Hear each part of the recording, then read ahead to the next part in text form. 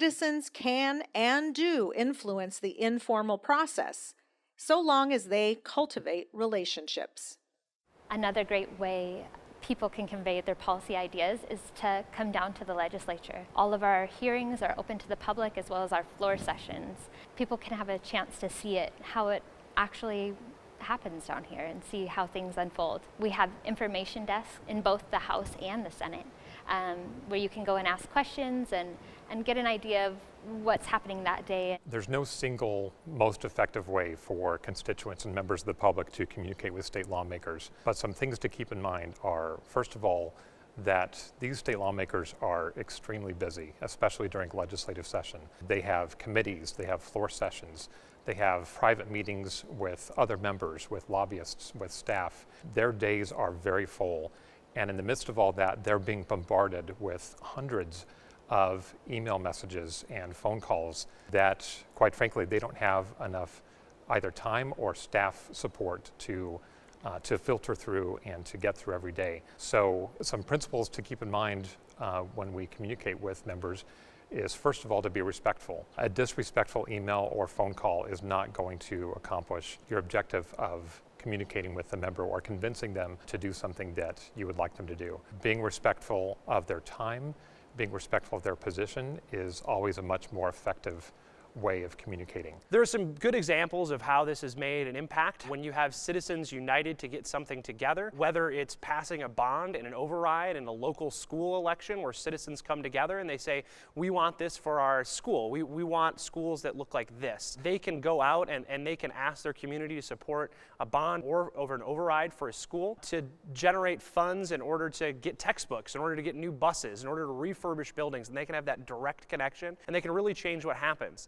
At a larger level, at a state level, when citizens participate and they come down to the legislative body and they can ask questions of the legislators, they can actually sit in on some of those hearings and they can speak to legislators about bills and about what they want to see happen or not happen. And so they can have a direct voice in even the budget. When you saw educators and community members and activists from across the state come out, stand out, and ask for better education funding in the state, that community support, that activist support, that education support of community members really made those things happen.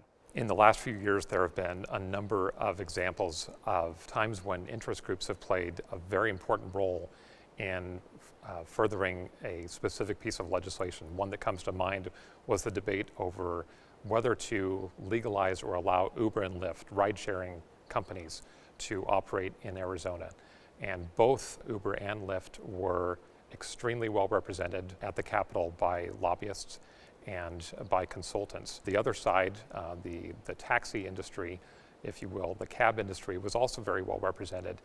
And what resulted was a very vigorous and I think healthy debate between the two sides over how ride shares should be allowed and what the legal process and legal structure should be for facilitating the growth of that industry and making that accessible to the public. But in that specific case, again, both sides were well represented by lobbyists and consultants, and it resulted in a very vigorous and healthy debate that has now resulted in Arizonans across the state being allowed to use Uber and Lyft as they see fit. I would certainly say to the general populace that are out there, don't believe that you can't influence the process. Communicate with your legislators. If they are out in the community doing events, show up. If you have a question, ask them. Communicate with them. Email them. Call them. Do those kinds of things, because every citizen has value, and they are people who legislators want to be responsive to. So I guess my word on that is believe you can influence the system and don't be a bit shy about trying to do it. It's my hope that those in the general public will, despite what they view as animosity and fighting and all of the drama that goes on in the political world, it's my hope that they will actually not run away from it, but engage in it. And more importantly than engaging is doing so in a civil and polite way.